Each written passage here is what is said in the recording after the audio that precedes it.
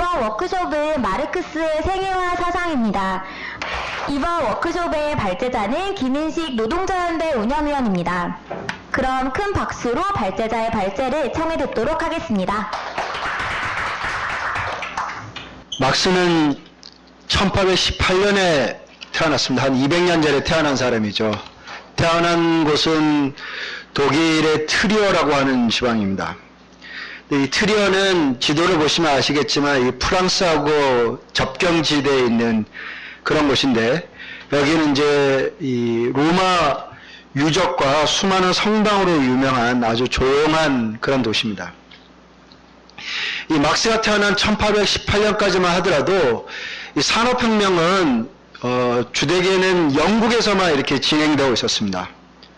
그러니까 이제 세상이 바뀌기 시작한 거죠. 뭐 증기기관이 생겨나고 새로운 기계가 나오고 새로운 계급들이 등장하고 그에 따라서 또 새로운 투쟁들이 새로운 세계를 막 창조한 일들이 영국에서 막 진행되고 있었던 겁니다.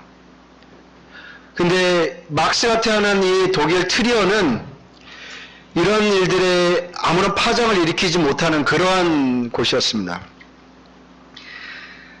그러니까 막스가 성장하던 시절의 트리어는 이 중세적 이 고요의 깊은 잠에 빠져 있는 그런 도시. 사실 근데 이거는 뭐 트리어만이 아니라 독일 전체가 당시에 이제 프로이센 국가라고 불렀는데 독일 전체가 사실 그랬다고 말할 수가 있습니다. 그 다시 말해서 독일은 오늘날과 달리 이 당시만 하더라도 정치적으로나 경제적으로나 사회적으로 굉장히 후진적인 그런 국가였습니다.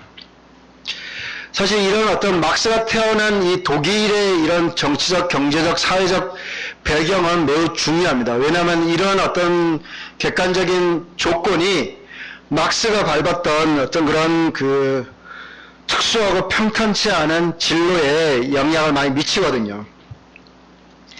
그러니까 막스가 밟을 수 없었던 길은 이 독일에 있지는 않았고 오히려 이제 프랑스의 리옹이나 파리 또는 영국의 맨체스터나 런던 같은 데에서 형성되어 있었습니다.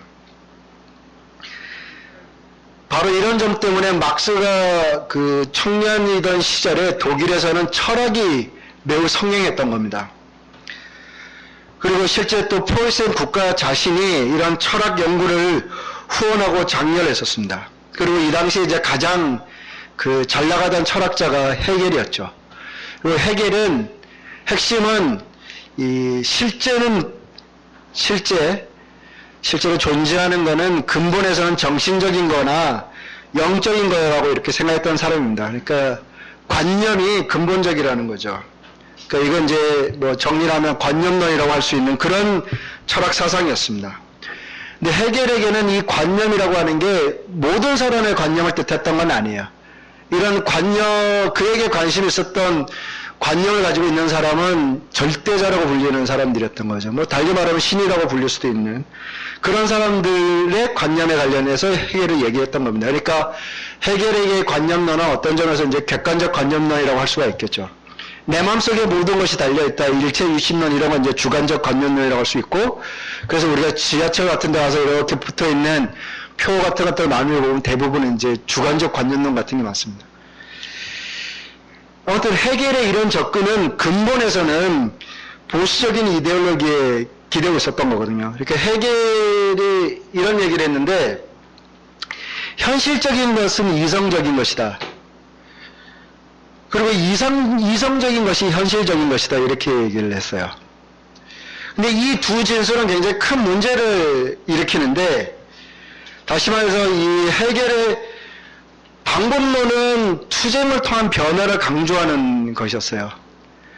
그러나 모든 사람은 현존 세계를 최상의 세계로 생각해야 된다고 또한 같이 강조했던 거죠. 왜냐하면은 현실적인 것이 이성적인 것이기 때문에.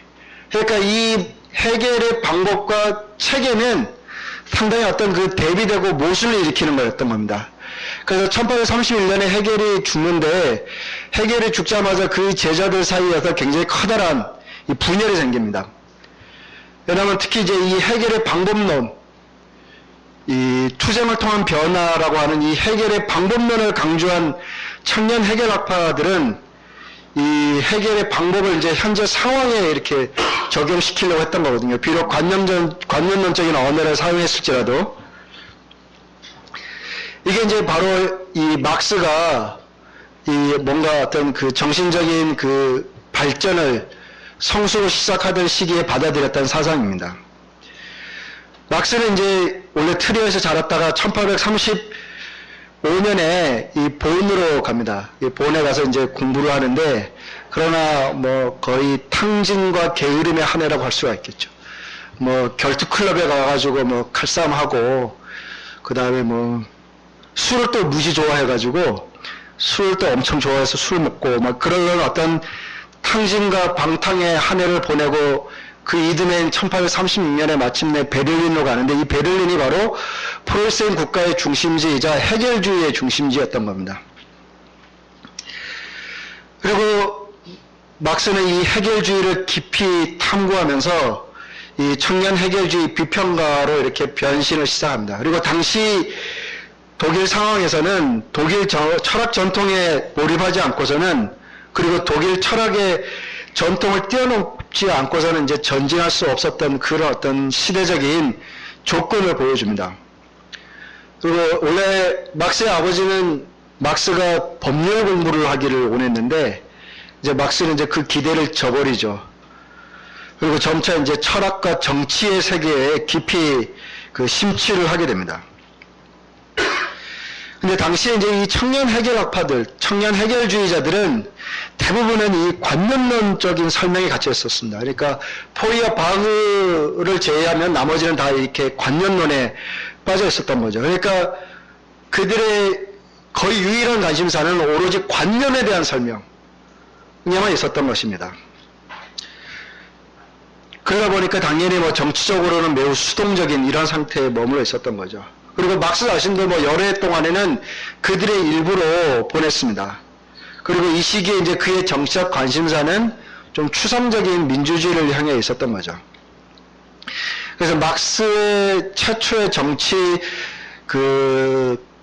글이라고 하는 게, 정치 저서라고 할 만한 게 이 프로이센 국가의 검열에 대하여라는 건데, 물론 이건 이제 오늘날 언론의 자유라고 하는 관점에서 봐도 여전히 유익합니다. 그러니까 원칙적으로 모든 검열을 반대하는 그런 입장이었는데, 그러나 그 글 자체는 당시 청년 해결주의자들 사이에서 유행했던 비판적 비판주의에 이렇게 기초를 해 있었던 겁니다.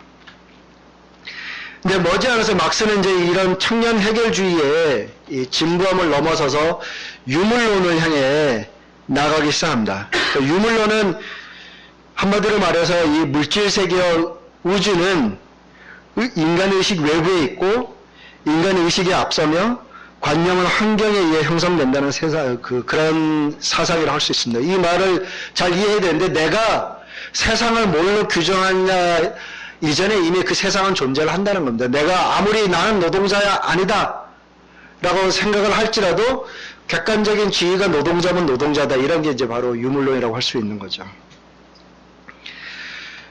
그래서 막스가 이제 이렇게 해겔에 대해서 이렇게 지적을 하는 겁니다. 다시 말해서 해겔의 절대자는, 또는 뭐 기독교나 이슬람이나 뭐 불교의 신인도 마찬가지인데요, 이 해겔의 절대자는 인간 사회의 산물이지 원동력이 아니다라고 이렇게 비판을 합니다. 그리고 신은 관념이고 관념은 인간이 만든 것이다. 그리고 신이 인간을 만든 것이 아니라 바로 인간이 신을 만들었다라는 게 바로 이렇게 유물론의 요지라고 할 수가 있습니다. 그리고 바로 이제 1845년에 막스는 이제 이 결정적으로 관념론과 단절을 시작을 합니다. 그 당시에 이제 이 쓴 책이 바로 이제 독일 이데올로기라고 하는 책인데, 여기서 한 구절만 인용하면 이렇습니다. 바로 이 책은 이제 막스가 역사 유물을 향해서 첫 발을 떼어낸다고 볼 수 있는 그런 책인데요. 거기서 이런 얘기를 하죠. 역사 그 자체는 아무것도 아니다. 역사는 막대한 재화를 소유하고 있지 않다. 역사는 전투를 벌이지 않는다. 역사는 인간이며 그것도 현실에서 살아 숨쉬는 인간이다라고 이렇게 딱 정리를 합니다. 다시 말해서 막스는 해겔의 그런 역동적인 관념론을 받아들여서, 그러나 해겔의 인식 방법과 또한 싸우면서 마침내 이렇게 유물론에 이르렀다고 볼 수가 있습니다. 근데 역사적으로 보자면 막스는 뒤늦게 유물론에 받아들인 경우입니다. 막스 자신도 인정을 했는데 이미 18세기에 이 프랑스나 스코틀랜드나 영국의 사상가들은 유물론적인 견해에 도달을 했습니다. 그러나 그 당시에 유행했던 유물론은 이 기계적인 결정론이거나 원자론에 많았습니다. 앞서 시간에 이 막스주의와 진화심리학을 들었던 분들은 아시겠지만 그 진화심리학도 기본적으로는 기계적 유물론이고 그 진화심리학의 조상들이라고 할 수 있는 골상학도 기계적인 유물론들입니다. 오히려 막스에 이르러서 이 유물론은 마침내 변증법과 결합이 됐던 거죠. 그리고 막스 자신이 이렇게 기계적 유물론에 이끌리지 않을 수 있었던 것은 그가 해겔의 논리학에 대해서 연마를 한 덕분이었던 겁니다. 따라서 이렇게 보면은 막스주의 자체가 불균등 결합 발전의 산물이라고 할 수가 있는 겁니다. 그러니까 해겔 철학이라고 하는 건 앞서 얘기했듯이 독일 후진성의 산물입니다. 독일에서는 아직 자본주의 발전이 본격적으로 되지 않다 보니 해겔은 프랑스나 영국에서 이루어진 부르주아 혁명을 관념적으로 받아들였던 것이죠. 다른 한편에서 그러나 막스가 받아들인 합리적 핵심은 또한 해겔 철학에 있었던 것입니다. 변증법이라고 하는. 그리고 선진국인 영국과 프랑스에서는 이 각각 이 정치경제학과 사회주의가 발전했습니다. 이거는 이제 소수의 진보적 지식인들이 확립한 사상인데 이 나라들의 조건 덕분에 이 사상들은 대중적으로 확산이 됐던 거죠. 그래서 이 러시아의 혁명가인 레닌이 막스주의의 세 가지 원천과 세 가지 구성 요소라고 불린 부분이 있는데 그게 바로 독일의 철학, 영국의 정치경제학, 프랑스의 사회주의입니다. 그러니까 이 세 가지가 바로 막스에 의해서 마침내 이 국민적 특성을 넘어서 종합이 됐던 거죠. 종합은 바로 방법인 겁니다. 분석이라고 하는 거는 이렇게 쪼개는 거거든요. 종합이라 다시 말해서 일반적인 것을 개별적인 것으로 이렇게 파고든다는 게 분석이라면 종합이라고 하는 것은 개별적인 것이 일반적인 것으로 나아가는 겁니다. 그러니까 각각의 쪼개져 있던 것들이 다시 한번 이렇게 합쳐지는 게 종합이라고 볼 수 있는데 바로 이런 영국, 프랑스, 독일이 각각 받아들였던 또는 발전시켰던 정치경제학과 사회주의와 이 철학이 마침내 막스에 의해서 종합이 이루어지기 시작을 한 겁니다. 그리고 막스는 바로 이 해결의 방법이 물구나무 서 있다고 이렇게 말을 했습니다. 그러니까 다시 말해서 이렇게 관념론에 기초한 변증법이라는 거니까 이걸 이제 바로 세워야 된다라고 얘기를 해서 이렇게 얘기를 한 것이죠. 그게 이제 바로 포이어바웃 테제에서 자기 방법의 핵심을 이렇게 지적을 합니다. 즉 인간의 생각이 객관적인 진리에 도달할 수 있는가 하는 문제는 이론의 문제가 아니라 실천의 문제다라고 얘기합니다. 그리고 인간은 실천을 통해서 진리를 증명해야 된다고 이렇게 얘기를 하죠. 그리고 환경과 교육의 변화와 관련된 유물론적 교의는 환경이 인간에 의해서 바뀌며 교육자 자신이 교육받아야 한다는 점을 놓치고 있다 이렇게 얘기를 하는데 이 두 가지 진술은 어떤 점에서 오늘날 막스주의자들이 직면하고 있는 정치적 문제에 관한 어쨌든 근본적인 질문입니다. 다시 말해서 실천의 문제라고 하는 것은 결국 대중의 자기 행동에 관련된 문제입니다. 즉 대중의 자주적 행동에 관련된 문제를 던진 것이고 두 번째로는 이 교육자와 교육받는 자라고 하는 문제는 결국 정당의 문제를 제기를 하고 있는 것이죠. 그리고 이 둘의 내적 연관, 다시 말해서 대중의 자주적 행동이라고 하는 문제와 정당이라고 하는 문제는 상호 어떻게 연결되는가, 그것이 일방적인 것인가 상호적인 것인가라고 하는 것을 바로 여기서 물음을 던진 겁니다. 사실 이 문제, 정당과 대중의 자기 행동의 관계 문제는 사실 이게 바로 막스주의와 사회주의 정치의 뭐 거의 알파이자 오메가라고 할 수 있는 가장 중요하고 그러나 가장 어려운 문제이기도 한 것을 막스는 이미 오래전에 그 밑그림을 이렇게 던져놓았던 거죠. 이 1846년에 막스하고 그의 새로운 협력자인 이제 프리드리히 엥겔스가 독일 이데올로기를 완성을 하는데 이 대작은 원래 이 막스와 엥겔스 살아생전에는 출판되지는 않았습니다. 그리고 이거는 좀 쉬운 책은 아닙니다. 왜냐하면은 다른 게 어려운 게 아니라 오늘날에 우리는 알지 못하는 수많은 당시의 사상가들과 논쟁하는 방식으로 쓰여져서 좀 쉽지는 않은 책이지만, 그러나 여기에서 바로 막스주의의 정수가 시작이 됩니다. 제가 앞서 얘기했듯이 이게 바로 역사 유물론의 그 출발점을 알리는 그런 저작이거든요.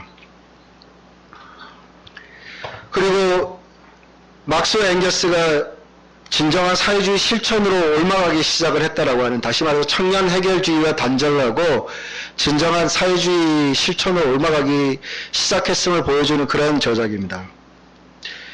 여기서 이런 얘기를 합니다. 살기 위해서는 다른 무엇보다 먹을 것, 마실 것, 살 곳, 입을 것 등등이 필요하다. 따라서 최초의 역사 행위는 물질적 삶 자체의 생산이다. 이것이 실로 역사 행위며 모든 역사의 근본적인 조건이다라고 얘기했습니다. 그러니까 먹고 마시고 입고 자고 이런 문제가 해결되지 않는 한 그것을 넘나서는 것은 다 그 스콜라적이라는 것이죠. 이게 바로 역사 유물론의 출발입니다. 사실 바로 이 점이 됐기 때문에 고대 그리스에서 희곡가가 나오는 거고 철학자가 나오는 거고 사상가가 나왔던 겁니다. 누군가는 이 문제를 해결해 줬기 때문에 누군가는 타인의 노동에 기초해서 그런 관념적인 그런 생산들을 해낼 수가 있었던 거죠. 막스의 역사적, 혁명적 시각을 가장 잘 보여주는 책은 공산당 선언입니다. 이 책은 1848년에 쓰여진 책입니다. 그때 이래 전 세계에서 뭐 수백만 명이 이 책을 읽었다고 하는데, 기네스북에 따르면은 성경 다음으로 많이 팔린 책인데, 성경은 거의 대부분 팔지는 않으니까 어떻게 보면은 돈 주고 산 책 중에서는 가장 많이 팔린 책이라고 할 수가 있습니다. 그리고 이 공산당 선언은 막스주의를 처음으로 대중적으로 표현한 것입니다. 그러니까 막스와 앵겔스의 사상을 알고자 한다면 이 책을 한번 읽어보시는 게 유익할 것입니다. 이 막스와 앵겔스는 1844년 9월 파리에서 처음 만났습니다. 그 뒤에 이제 두 사람은 평생의 이제 동반자가 됐죠. 사상적인 동반자이기도 하고 또 막스의 영원한 물주이기도 했고, 앵겔스가 없었으면 막스는 아마 자본론을 못 쓸 수도 있다. 그래서 그러나 또 앵겔스는 앵겔스 나름의 어떤 독창적인 사상을 발전시켰던 점도 분명히 또 있습니다. 단지 그냥 막스의 저작을 뒷받침해주기만 한 건 아닌 거죠. 아무튼 이때 만나서 의기투합을 했는데 두 사람이, 그리고 이제 평생을 그렇게 우정과 그 공동의 정치 활동을 합니다. 그리고 이 혁명적 이론을 이제 집대성을 하기 시작을 하는데, 그러고 나서 이제 정치적 운동에 바로 뛰어들었고, 그들이 가장 먼저 그 참여했던 정치 운동이 이제 이 독일 직공들의 이 망명객 조직인데 의인동맹이라고 불리는 곳에 이렇게 뛰어듭니다. 이 의인동맹의 당시 리더는 이제 빌헬름 바이틀링이라고 하는 사람이었는데, 이 사람은 굉장히 이 음모주의적이고 그 엘리트주의적이었습니다. 왜냐하면 대중은 결코 스스로 공산주의를 만들어낼 수가 없다. 오히려 소수의 사람들만이 그런 공산주의를 가져줄 수 있다는 그런 생각을 가졌던 사람이고, 그런 사람이 지도했던 조직이 바로 이 의인동맹이었던 겁니다. 그래서 막스하고 앵겔스는 바로 이 의인동맹에 개입을 해가지고, 이 1847년 6월에 이걸 이제 음모적인 비밀 결사처에서 공개적인 혁명적 조직인 공산주의자 동맹으로 바꿔버립니다. 그리고 이 공산당 선언은 바로 이 공산주의자 동맹의 강령서 같은 겁니다. 그러니까 원래 이거를 이제 써달라고 요구를 했던 건데, 그 프랜시스 윈이라는 사람이 쓴 이 막스 평전을 보면은 막스가 이걸 마감 때까지 끝내 안 씁니다. 마감병에 걸려가지고. 그래서 마감의 이름을 이룰수록 그 중에 하나가 딴 책이 유독 그렇게 땡길 때가 있습니다. 그러니까 마감에 대한 회피 같은 거죠. 그리고 열심히 술 먹고 다니고 막 그러다가 마침내 이제 1848년 2월에 쓰는데 2월 직전에 했습니다. 그리고 바로 그 2월에 무슨 일이 벌어지냐면 이제 유럽에서 국제혁명이 벌어집니다. 그래서 프랑스에서 이제 왕정이 붕괴하고 제2공화정이 등장을 하고요. 또 빈과 베를린에서 봉기가 일어나는데, 바로 이 공산당 선언이라고 하는 게 바로 이런 1848년 혁명에 개입하기 위한 공산주의자들의 실천적 지침서가 된 거죠. 그러니까 어떤 막스가 이렇게 혼자 골방에 앉아가지고 탁상 공론 끝에 나온 책이 아니라 바로 어떤 이런 객관적인 그런 정치 상황이 여기에 어느 정도는 그 결합이 되어 있었던 겁니다. 이 선언은 자본주의를 굉장히 날카롭게 잘 분석을 하고 비판을 합니다. 그래서 뭐 바로 몇 년 전까지 세계화에 대한 온갖 예찬론이 있었는데 이미 이 공산당 선언에는 이 자본주의의 세계화적 성격에 대해서 굉장히 잘 묘사를 하고 있습니다. 그리고 자본주의 모순에 대해서도 아주 여기서는 날카롭게 지적을 하고 있죠. 그래서 자본주의에서 노동자들은 생산수단을 소유하지 못한 반면에 생산수단을 소유한 자들은 일하지 않는다라고 하는 점을 여기서 기술을 합니다. 그리고 자본주의에서 생산은 사회적이지만 소유는 한 줌의 개인들의 몫이라고 하는 점 또한 여기서 그 자세히 밝히고 있죠. 그리고 자본주의가 기본적으로는 한편에서는 계획이 이루어지지만 다른 한편에서는 굉장히 무정부주의적이라고 하는 점 또한 얘기를 합니다. 그러니까 특정 단위에서는 굉장히 계획이 이루어지죠.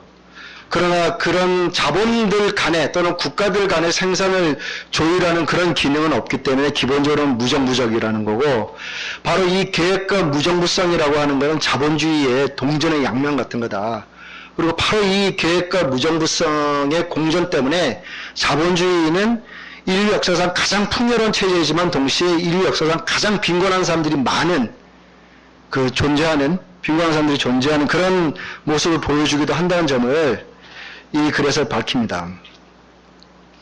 그리고 오늘날 뭐 우리나라에서도 지금 재벌 얘기가 굉장히 많은데 특히 문재인 정부 등장하면서 재벌 개혁 얘기가 많이 나오지만 이미 선언은 이 자본주의에서는 이 소수에게로 자본이 집중된다고 하는 점을 거듭 밝힙니다. 그러니까 그건 자본주의 법칙 같은 거라는 거야. 이런 어떤 자본이 직접 그 다음에 자본들이 또 하나의 자본으로 이렇게 집중되는 이런 것들은 일종의 자본주의 법칙 같은 거라는 거죠. 그러니까 지금 와서 재벌을 개혁을 하겠다는 거는 거의 몽상이라고 할 수 있습니다. 자본주의 법칙을 건드리지 않은 채 그걸 바꿀 수 있다고 믿는 거니까요. 아무튼 이 부분은 오늘날 500개 다국적 기업들이 전 세계 무역의 3분의 2를 통제하는 것을 봐도 자본의 집중이라고 하는 현상은 여전히 유효하다라고 하는 것을 알 수가 있죠. 사실 그래서 이들 가운데 몇몇 기업만 파산하더라도 자본주의가 결정적인 위기에 빠질 수 있습니다. 한국에서도 제가 보기로는 뭐 모든 자본을 다 공격하지 않고서도 몇몇 자본만 공격하더라도 한국 자본주의가 심각한 위기에 빠질 수가 있어요. 근데 여기서 또 한 번 중요한 거는 이 자본의 집중이라는 거는 인구의 집중을 낳는다는 겁니다. 그리고 막스와 앵겔스가 살았던 당시에 도시 인구는 당시에는 그렇게 많지는 않았어요. 그러니까 뭐 북미와 유럽 정도의 현상이었지만 오늘날 자본주의는 전혀 그렇지 않습니다. 자본주의는 사실 기본적으로는 도시의 지배입니다. 그래서 이 오늘날 세계는 수백만의 사람들이 살고 있는 거대 도시들이 지배를 하고 있습니다. 인구가 500만이 넘는 도시가 전 세계적으로 41개입니다. 인구가 1000만 명이 넘는 메가시티는 34개입니다. 그러니까 그 중에 하나가 지금 서울이죠. 그리고 오늘날에도 여전히 많은 사람들이 농촌과 전통적인 집중을 떠나서 대도시에 몰려듭니다. 이걸로 보려면 중국을 보면 알겠죠. 중국은 여전히 도시로의 이런 이동이 두드러지게 나타납니다. 그리고 바로 이 과정에서 인구의 거대한 부분들이 노동계급으로 변하고 있다는 겁니다. 사실 막스가 살았던 시기에는 자본주의는 아주 소규모 현상이었음에도 불구하고 막스는 자본주의 동학을 통해서 이런 것들을 찾아냈던 겁니다. 그래서 이미 그 당시에 계급의 양극화라는 표현을 쓰거든요. 자본주의가 발전하면 발전할수록 인구는 자본가 계급과 노동자 계급으로 양극화하는 경향이 있다고 하는데 사실 이거는 오늘날 한국에서도 여전히 맞습니다. 한국도 대규모 도시화와 이 노동계급 화를 겪어가지고 이 한국의 경제활동 인구가 대략 한 2,700만 명 정도입니다. 근데 그 중에 노동계급이 2천만 명 가까이 됩니다. 그러니까 한 인구의 경제활동 인구의 한 73%가 노동계급이죠. 근데 막스는 이 공장에서 일하는가 그렇지 않은가에 따라서 노동계급을 규정하지를 않았습니다. 이게 굉장히 중요한 문제인데 굉장히 조야한 어떤 부르주아 사상가들의 막스주의 비판 중에 하나가 막스는 노동자 계급을 공장에서 일하는 제조업 노동자로 한정해서 봤다. 그러나 오늘날 자본주의는 너무 많이 바뀌어서 제조업에서 일하는 노동자는 극소수고 오히려 그러지 않은 사람들이 더 많이 늘어났기 때문에 막스의 이런 어떤 분석은 틀렸다 이런 얘기를 하지만 막스는 단 한 번도 노동계급을 그렇게 규정하지를 않았습니다. 공산당 선언에서도 막스는 노동계급을 딱 이렇게 규정합니다. 일자리를 찾아놓고 있는 동안만 살 수 있고 자신들의 노동이 자본을 증식시키는 동안만 일자리를 찾을 수 있다. 이게 이제 노동계급인데 뭔 말인고 하니 자신의 노동력을 팔아야만 먹고 살 수 있는 사람들은 다 노동계급이다 이렇게 얘기를 한 겁니다.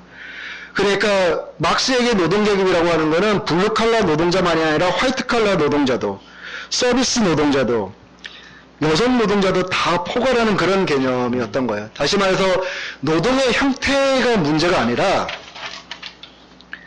생산 과정에서 차지하는 객관적 위치에 따라서 노동계급이냐 아니냐. 다시 말해서 누군가를 착취하면은 그런 자본가고 누군가로부터 착취당하면 그런 노동계급이다라는 게 막스의 규정이 있기 때문에 오늘날에는 소수의 착취자와 갈수록 더 많아지는 착취당한 사람들로 생겨나는 거고 오히려 이 나라에서도 더 두드러진 특징은 착취당하지 못해서 고통받는 사람들이 더 많이 늘어나고 있다는 겁니다. 바로 실업자들이고 청년 실업자들이 그런 경우인 거죠.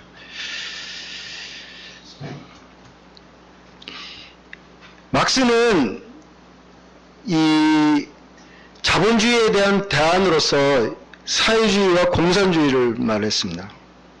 그리고 그것이 필요하다고 얘기했을 뿐만 아니라 그것이 가능하다고도 얘기를 했습니다. 그리고 실제 오늘날 자본주의는 이미 이 풍요의 바탕을 둔 계급 없는 사회를 건설할 만한 물질적 기반을 창출했습니다. 오늘날에는 물론 여전히 그런 어떤 제3세계에서는 그런 빈곤이 절대적 빈곤 같은 게 존재는 하지만 세계 전체로 보면은 지금 부와 재화는 차고 넘칩니다. 생산물이 모자라는 게 문제가 되지는 않거든요. 오히려 남아도는 게 진정한 문제가 되는 이런 어떤 세계에 살고 있다는 겁니다.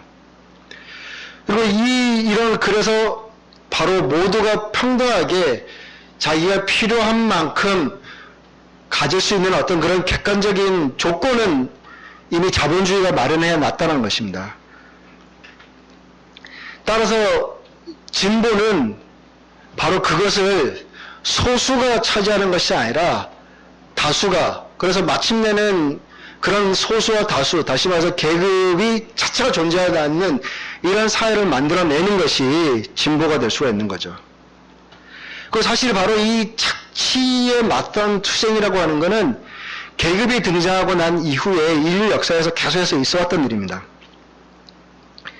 즉 계급사회 등장 이후에 인류 역사는 착취의 역사였고 그러나 그것만이 전부가 아니라 그런 착취가 사라지는 그날을 위해 희망을 갖고 싸우는 사람들이 늘 있어 왔습니다.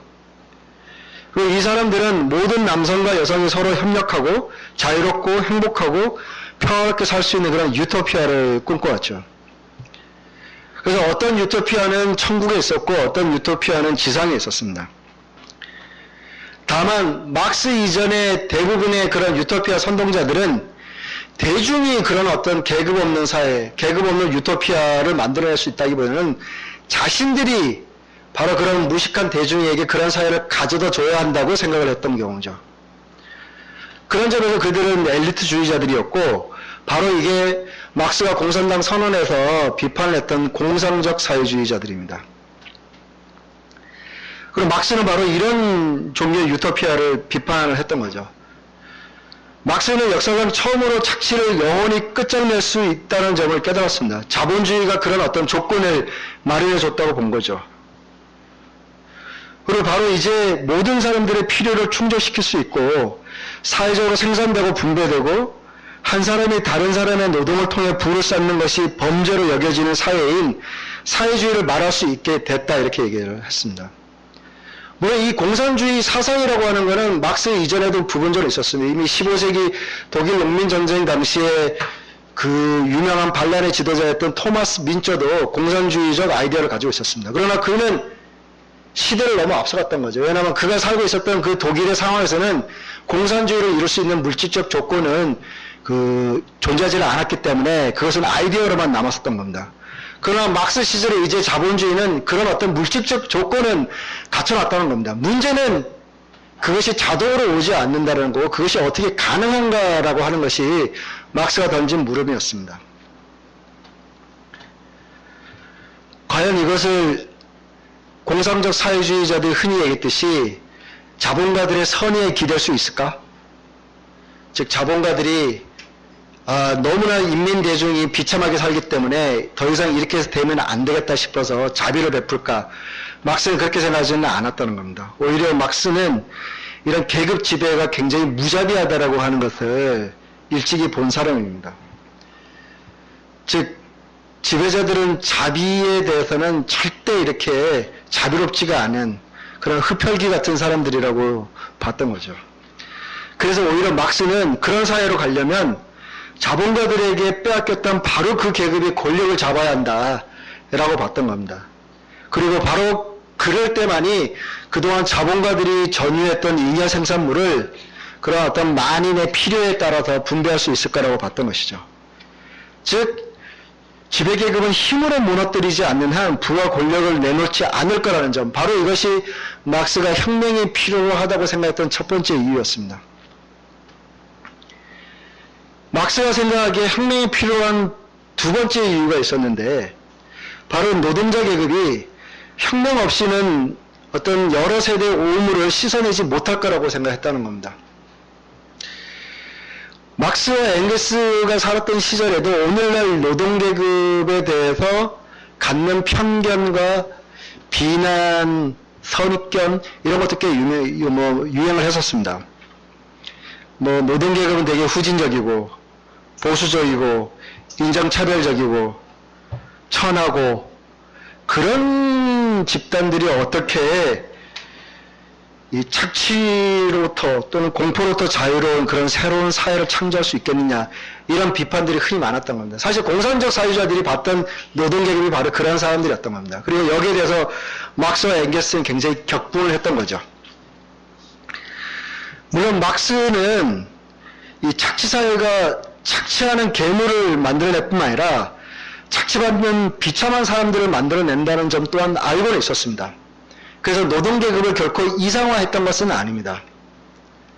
다만 바로 노동자 계급이 자신의 조건을 개선하기 위해서 투쟁을 하고 더 근본에서는 어떤 그런 시스템하고 싸우는 과정에서 자신을 더 씌웠던 그런 오물적인 사상과 도전할 수 있다고 하는 것을 봤던 것입니다. 그래서 바로 혁명이 바로 노동계급으로 하여금 새로운 어떤 지배 능력을 가져다 줄 수 있을 거라고 이렇게 생각을 했었던 거죠. 그래서 혁명의 가장 중요한 측면은 바로 노동계급의 정신적 변화인 겁니다. 사실 이런 일들은 무수히 많은 사례를 들 수 있는데 1917년 러시아 혁명이 일어나기 전까지만 하더라도 러시아에서는 유대인에 대한 이 박해나 이런 것들이 굉장히 심했습니다. 그래서 유대인들은 그 수도인 페테르스부르크를 함부로 들어갈 수가 없었습니다. 그리고 포그롬이라고 해서 유대인에 대한 대학살도 있었던 데가 바로 러시아였습니다. 근데 1917년 러시아 혁명이 일어나고 난 다음에 페트로그라드 소비에트 의장은 누구였냐면 트로츠키였는데 그 트로츠키는 유대인이었습니다. 그리고 모스크바 소비에트의 의장은 바로 스베르들로프라고 하는 사람이었는데 바로 이 사람도 유대인이었습니다.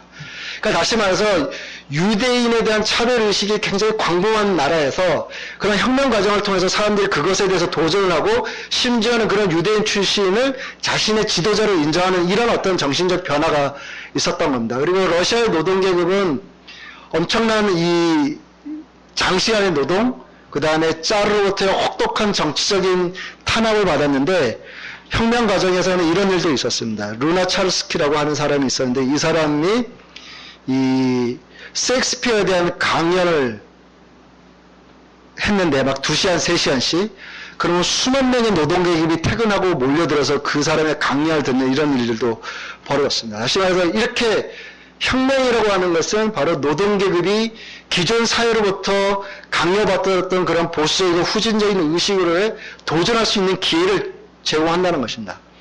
바로 그런 점 때문에 막스는 자본주의에서 사회주의로 넘어가는 과정은 결코 그렇게 혁명 없이는 가능하지 않다고 분명히 역설을 했었던 것이죠.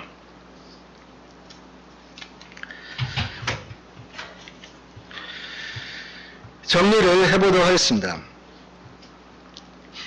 이 막스는 굉장히 많은 그 업적을 남긴 사람입니다.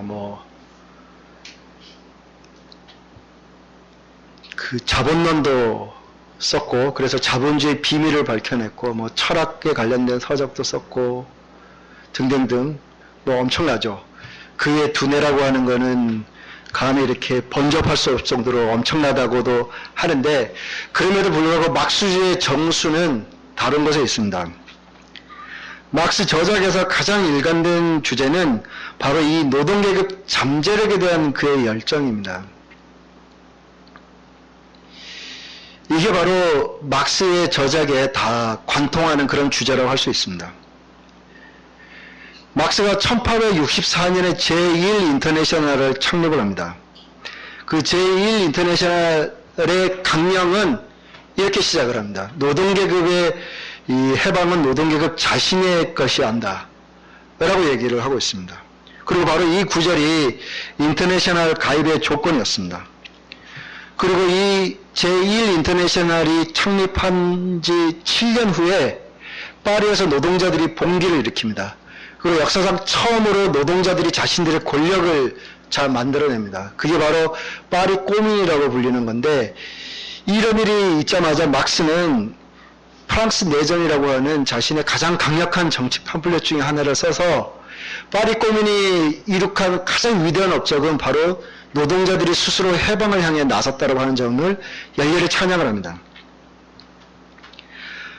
그리고 바로 이런 이 노동계급의 운동을 통해서 펼쳐진 이 공산주의야말로 지금껏 인류가 상상할 수 있는 가장 민주적인 제도라고 이렇게 막스는 봤습니다. 왜냐하면 공산주의는 바로 노동자들의 민주적인 행동을 통해서만이 나타날 수 있고, 바로 그 과정에서 모든 비민주적인 요소들을 다 제거할 거라고 이렇게 봤기 때문입니다. 그 비민주적 요소의 근본은 뭐냐면 바로 소수와 다수를 착취를 하는 겁니다. 그리고 소수에 일하지 않는 사람이 다수의 노동의 기초에서 사회의 대부분의 부를 가져가는 것. 이게 바로 이 비민주적 행동의 근본적인 토대입니다.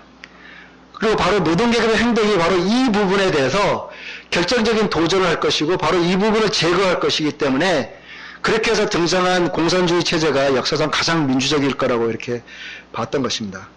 그러니까 막스주의 정수라고 하는 건 바로 이 민주주의에 대한 영감, 노동계급의 스스로 해방될 수 있다라고 하는 믿음, 바로 이게 막스주의의 정수라고 할 수가 있는 겁니다.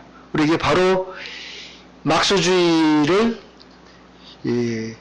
이것 없이는 그냥 경제학 또는 철학 이것만을 가지고서 어떤 막스주의를 찾으려고 하는 것은 막스에 대해서 절대 온전하게 접근할 수 없는 방법이라고 생각합니다. 이상입니다.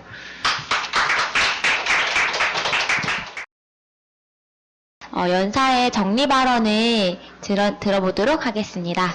일단 나온 주장이나 질문에 대해서 말하기 전에 제가 까먹기 전에 책 소개를 좀 하고 넘어가겠습니다. 제가 앞서 발제하면서도 몇 번을 인용을 했지만 이 공산당 선언은 굉장히 유용한 책이므로 막스주의의 사상에 대해서 이해하는 데서는 굉장히 유효하니까 뭐 그렇게 두껍지도 않고요. 이걸 한번 보시면 좋을 것 같고, 이 막스 뉴욕에 가다는 이 하워드 진이라고 하는 지금은 작고한 미국의 역사가가 쓴 희곡이에요. 희곡인데 이 희곡의 바탕을 두고 미국에서는 이 전국 순회 연극이 상영된 적도 있었어요. 그 당시에 막스는 흑인 배우가 막스 역할을 했는데 재밌죠. 백인 중심주의라고 하는 비판에 대해서 반박을 한 셈인데 되게 이렇게 어렵지 않게 막스의 사상에 대해서 이렇게 쓴 그 극본이니까 한번 보시면 좋을 것 같아요. 그 다음에 요거는 막스 평전은 프랜시스 윈이라고 하는 영국 가디언 기자가 쓴 건데요. 여기서는 막스를 인간으로 만들어 놨습니다. 그러니까 막스가 옛 소련에서는 막스가 신이 돼 있고 서방에서는 막스가 악마로 돼 있는데 프랜시스 윈은 막스를 인간으로 만들어 가지고 여기서 보면 참 막스에 대해서 굉장히 많은 것을 잘 다룬 그런 책이고 어렵지가 않습니다. 그래서 한번 보시면 되고요. 요거는 전체가 막스를 다룬 건 아니고 이 혁명가들의 다룬 책들 중에 막스에 대해서 아주 요약적으로 이렇게 소개를 했는 책인데 그것도 한번 보시면 도움이 될 겁니다. 그리고 막스의 사상에 대해서 혹시 좀 더 심화해서 보고 싶은 사람들은 이거는 알렉스 캘리니코스라고 영국 사회주의 노동자당의 중앙위원이고 그 교수인 사람이 쓴 건데 뭐 이만한 입문서는 없을 겁니다. 그리고 정리를 좀 하자면요. 이 막스주의는 반증을 허용하지 않는다라는 얘기는 실은 그렇진 않죠. 왜냐하면 막스주의라고 하는 건 기본적으로 어떤 변하는 세계에 대해서 분석을 하고 거기에 대한 실천적인 대안을 내놓는 문제인데 사람의 생명은 유한하기 때문에 막스가 모든 걸 다 예언할 수는 없는 겁니다. 다시 말해서 막스가 200년 전에 자본주의의 기본적인 메커니즘에 대해서 얘기했지만 막스가 결코 볼 수 없었던 그런 일들을 오늘날 많다는 겁니다. 하나만 예를 들면 이 공산당 선언에서 막스가 맨 끝부분에서 그런 얘기를 해요. 이 공산주의자들은 별도의 노동자 정당을 만들지 않는다. 그러나 지금 그 말은 틀린 것으로, 왜냐하면 별도의 노동자 당을 만들어야 하는 거거든요. 근데 막스는 자신의 어떤 시대적 한계 때문에 당시만 하더라도 어떤 현대의 정당이라고 하는 개념 자체가 없었던 시절이었기 때문에 막스가 이런 얘기했지만 그 막스를 넘어서서 레닌은 바로 그런 막스주의 정당에 대한 이론을 발전시켜낸 겁니다. 다시 말해서 자본주의를 분쇄를 하는 것에 동의하는 그런 어떤 사람들로 이 출발을 하는 그런 어떤 정당을 만들어내야 한다라고 하는 것을 얘기했죠. 그건 제가 좀 이따가 정리할 때 다시 한번 그런 정당의 필요성에 대해서 얘기를 하겠습니다. 근데 레닌은 자기가 죽기 전에 마지막 그 유언장에다가 이런 말을 썼어요. 스탈린을 서기장에서 해임하라. 그 스탈린에 어떤 문제가 있다는 걸 알았던 겁니다. 근데 스탈린주의와 스탈린 체제는 레닌은 알 수가 없었던 거예요. 왜냐하면 레닌 죽고 난 다음에 있었기 때문에.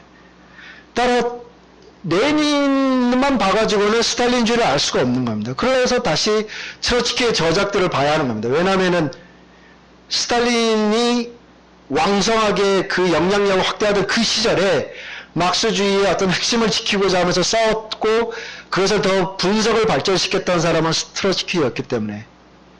다시 말해서 이렇듯 어떤 변화하는 사회와 세계에 대한 분석을 하고 교조적으로 빠지지 않기 위해서 계속해서 그 새로운 상황에 맞는 새로운 분석을 해야 한다는 게 바로 막스주의의 핵심이거든요. 물론 그렇다고 해서 우리가 어떤 포스트 모더니즘처럼 완전히 상대주의에 빠져서 이 세상에 어떤 것도 중심적인 것은 없다 이런 건 아니지만 그렇다고 해서 막스가 해냈던 분석에서 우리는 멈춘다. 그리고 그것이 곧 진리고 이렇게 얘기하지는 않는다는 겁니다. 그런 점에서 막스주의는 어느 정도는 중심이 있지만 그러나 동시에 어떤 변화한 세계에 맞게끔 계속해서 자기 자신을 변화시키기도 한다는 점을 같이 봐야 한다는 것이죠.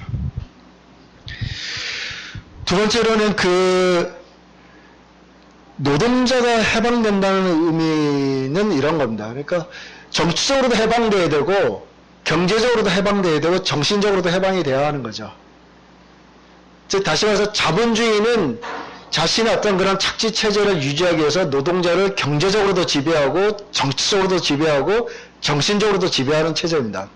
다시 말해서 어떤 한 사무실과 일터에서 경제적으로 지배하는 건 노동자들이 아니에요. 노동자들은 노동 통제를 할 수가 없습니다. 그거는 사장들이 그렇게 하는 것이죠. 정치 권력도 소수의 자본가들의 정치 권력이지 결코 노동자 권력은 아닙니다. 자본주의 사회에서는. 정신적으로도 여전히 노동자들의 문화가 지배적이라 할 수가 없어요.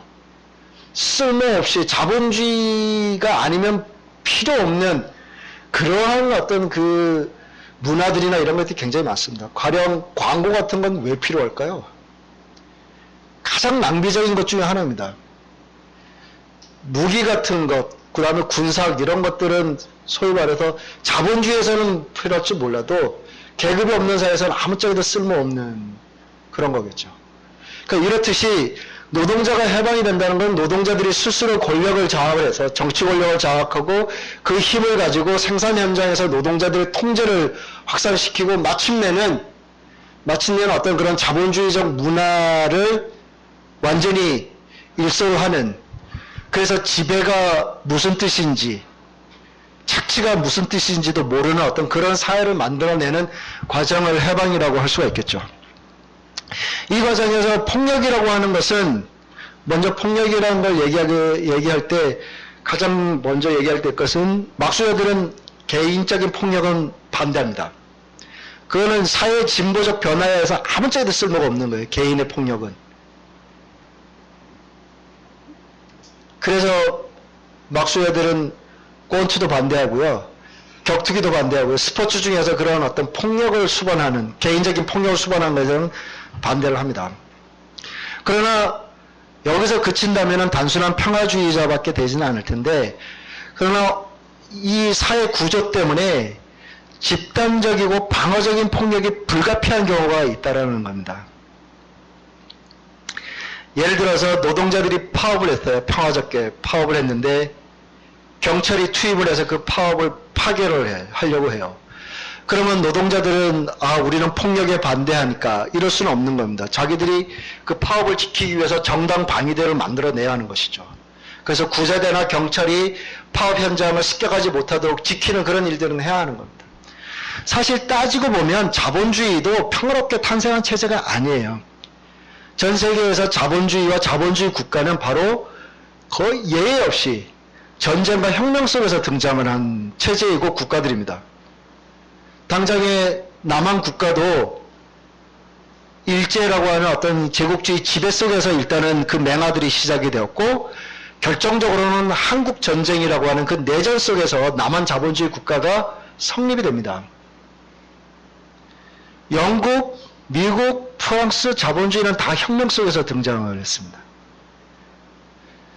당연히 왜 그런 일이 벌어지냐면 자본주의의 이 자본가들이 맞서 싸워했던 그 봉건 지배자들이 순순히 자신들의 부와 권력을 내놓지 않았기 때문에 그들 또한 전쟁과 혁명을 통해서만이 자신들의 체제를 만들어냈던 거거든요. 그런 점에서 당연히 노동자들이 자신들의 권력과 자신들의 그런 사회를 만들어내는 과정에서는 이 자본가들의 맞선 혁명이라고 하는 건 불가피한 겁니다. 그래서 막스는 이런 얘기를 한 거죠. 이 폭력은 새로운 사회의 산파다. 산파라고 했습니다. 신생아라고 그러지는 않았거든요. 새로운 사회를 만들어내는 데서 도움을 준다는 거죠. 그리고 바로 그런 과정을 통해서 새로운 사회는 결코 폭력에 기반하지 않는, 폭력에 기반한 어떤 그런 지배가 없는 이런 사회로 갈 수 있다. 그 과정에서 폭력은 산파 역할을 할 수도 있다라고 이렇게 얘기를 했던 것입니다. 마지막으로 이 노동계급의 단결이라고 하는 문제인데, 사실 이 문제는 가장 중요한 문제죠. 왜냐하면 자본주의는 노동자 계급에게 이중의 어떤 그런 그 상황을 강요를 하는데, 한편에서는 노동계급을 단결하게 만듭니다. 봉건제에서 농민들은 단결하기가 쉽지가 않았어요. 왜냐하면 지금도 여러분들이 농촌에 가보면 알겠지만 그들의 노동 조건이라고 하는 것 자체는 10리, 20리, 100리를 떨어져서 자기들이 가족 단위로 이렇게 농사를 짓기 때문에 그 시절에 농민이 단결한다는 건 되게 힘든 거예요. 하더라도 굉장히 어떤 소규모로 촌락에서나 가능한 것이지 전국적 수준에서 농민이 단결한다는 건 가능하지 않습니다. 그래서 봉건제 시대의 농민들의 반란이라는 건 다 국지적인 반란이지 전국적 반란이라는 건 거의 없습니다. 오늘 자본주의는 그러질 않죠. 노동계급을 전국적 수준에서, 국가적 수준에서 단결하게 만들고 심지어는 국제적 수준에서도 단결하게 만듭니다. 하나의 이해관계를 가지고 있죠. 자본가들에 의해서 착취받는다는 점 때문에. 근데 만약에 그것만이 진실이라면은 이게 사실 자본주의는 끝났을 겁니다. 왜냐하면 노동자 계급이 그토록 강력하게 단결해 있었다면은 노동계급이 압도적이고 자본가는 1%도 안 되는데 누구의 진짜 웃긴 비유처럼 노동자 계급이 모두 한번 숨 한번 크게 들이쉬고 침 한번 다 뱉으면은 그것이 바다를 만들어서 자본가들을 다 빠뜨려 죽일 수도 있는데, 즉 다시 말해서 자본주의의 어떤 객관적인 조건은 노동자 계급을 단결하는 경향을 만들어내긴 하지만 다른 한편에서 끊임없이 노동자들을 경제하게 만들기도 한다라는 거예요. 일단은 기업들이 경쟁을 하는데 바로 그 점 때문에 노동자들도 경쟁과 분열의 압력을 받는다라는 거예요. 대기업과 중소기업으로, 또는 경쟁하는 기업들 사이에서, 또는 지역들 간에, 그리고 앞서도 한 번에 얘기했듯이 가장 중요하게는 여성과 남성을, 이주자와 외국인을, 성소자와 스트레이트를, 이런 사이에 어떤 그런 분열의 메커니즘을 끊임없이 만들므로써 노동자들이 착취받는다는 어떤 공통의 이해관계를 자각하는 것을 끊임없이 방해하는 이런 일들도 같이 한다는 거예요. 그래서 어떤 시기에는 노동자들이 단결하는 경향이 우세하기도 하지만 어떤 시기에는 노동자들이 분열하는 경향이 우세한 시기도 있는 겁니다. 노동자들이 굉장히 자신감이 높다면, 그런다면 노동자들은 단결하는 경향이 더 우세해지겠죠. 왜? 남자 노동자와 여성 노동자들이 분열해서 이득을 볼 것은 자본가뿐이다 라는 것을 분명하다면 노동자들이 서로 단결하려고 하겠죠. 그러나 굉장히 사기가 저하되어 있고, 그래서 자본가가 아니라 옆에 있는 노동자가 자기의 어떤 경쟁하는 적처럼 보인다면은 노동자들은 분열하는 경향이 되게 우세해지겠죠. 지금은 제가 보기에는 이것이 같이 공존한다고 봐요. 한편에서는 노동자들이 단결하는 경향도 강해지는데 다른 한편에서는 분열하는 경향도 여전히 만만치 않는 이런 시기에 우리가 살고 있다고 생각합니다. 그런데 노동자들이 단결하게 만드는 그 경향이 두드러진 시기에도 노동자들은 분열할 수가 있어요. 국가별로 분열할 수도 있고 인종별로도 분열할 수 있고. 그래서 중요한 것은 단결하는 경향이 있다는 것이지 단결이 자동적인 것은 아니라는 거예요. 그렇다면은 노동자들이 단결하는 것이 노동자들과 피지배자들에게 절대적으로 유리하다고 생각하는 사람들이 같이 힘을 모으고 같이 조직을 만드는 게 굉장히 중요하다는 겁니다. 다시 말해서 저 혼자서 맨날 이런 얘기 해봐야 2천만 명에게 얘기가 전달되지도 않을 겁니다. 만약에 100명이 이런 얘기를 한다면 그래도 한 몇백 명 앞에서 노동자들이 단결이 유리하다는 것을 입증해내기 위한 실천들을 할 수가 있을 겁니다. 만약에 10,000명이 이런 생각을 가지고서 전국적으로 그런 주장들하고 실천을 한다면은 수십만 명의 노동자들에게 그 영향을 미칠 수 있다는 겁니다. 다시 말해서 자본주의는 노동자들을 단결하게 만드는 경향도 있고 분열하는 경향하게 만드는 경향이 있다. 그러나 이건 경향일 뿐이지 자동적인 과정은 아니다. 만약에 노동자들이 단결하는 것이 절대적으로 유리하다는 것을 인식하는 사람들이 스스로가 조직을 만들고 함께 움직인다면 노동자들이 단결하게 하는 경향을 더욱더 강화하게 할 것이고 분열하게 만드는 경향을 더욱더 약화시킬 수 있다는 겁니다. 저는 그런 점에서 그렇게 생각하는 사람들이 자신들이 먼저 단결해야 된다. 자기들이 스스로 먼저 조직을 만들어야 한다는 겁니다. 저는 그게 바로 막수주의 조직이고 사회주의 조직이라고 생각을 합니다. 마지막으로 계급의 양극화 태제가 안 맞을 수 있습니다. 특히 중국 같은 데서는 계급의 양극화 경향이 분명히 과거보다 두드러지지만 중국에서도 단일한 계층 중에 압도적인 건 농민이거든요. 그리고 전 세계적으로도 농민이 가장 많아요. 그런데 자본주의가 발전하면 발전할수록 그 사이에 있는 중간 계급은 굉장히 분해되는 경향들이 있어요. 근데 한국은 굉장히 자본주의 발전 수준에 비해서 자영업자들이 많아요. 근데 이 자영업자들은 바로 얼마 전까지 노동계급이었던 사람이에요. 그리고 자기가 다시금 재취업만 할 수 있다면 얼마든지 노동계급이 되고자 하는 사람들이에요. 그럼에도 불구하고 그들이 치킨집을 내고 뭘 내고 하는 이유는 한국에서는 예를 들어서 서구에서는 복지 시스템이 있어가지고 그들이 바로 치킨 가게를 내지 않고 실업수당을 받아서 그래서 좀 더 기회를 갖다 다시 재취업할 수 있는데 한국은 그런 게 없는 거예요. 그러니까 가게를 내고 이렇기 때문에 자영업자들이 많은데 그러나 이것조차도 통계청의 통계를 보면은 그 자영업자의 수가 오히려 더 줄었어요. 지난 몇 년 동안 경제 위기 동안에. 그리고 오히려 노동계급의 수가 더 늘었어요. 물론 그들의 조건은 좀 더 불안정해졌지만. 그래서 한국에서도 여전히 이 노동계급과 자본가 계급의 양극화 경향은 강하게 진행되고 있는 중이라고 하는 점을 통계적으로도 알 수는 있습니다. 물론 그럼에도 불구하고 이런 중간계급은 여전히 남아있는데 그 중간계급이 과연 지금은 자본가 계급의 지배를 대부분 많이 따르죠. 그래서 그들은 자본가적 삶의 모델을 훨씬 더 많이 지향하지만 만약에 노동계급이 훨씬 더 강력한 힘을 보여줘서 노동계급이 국민의 지도자가 될 수 있다면은 그들은 노동계급의 어떤 지배에 대해서 묵종할 수도 있는 겁니다. 이게 바로 역사입니다. 즉 중간계급은 자체의 정치 강령과 정치 권력을 만들어낼 수 없기 때문에 이 계급 양극화 경향에 따라서 자본가들의 권력과 노동자들의 권력 중에 더 강한 쪽에 대해서 뒤따르는 그런 경향이 있다는 겁니다. 그래서 이런 어떤 그 중간계급과 노동계급의 단결이라고 하는 문제도 결국은 노동계급이 얼마큼 자신의 힘을 강력하게 보여주냐에 따라서 이루어질 수 있는 문제지 오히려 노동계급이 자신의 힘을 양보하면 양보할수록 그 중간계급은 자본가 계급의 지배를 받을 가능성이 더 많다는 게 역사적 경험이라는 것이죠. 이상입니다.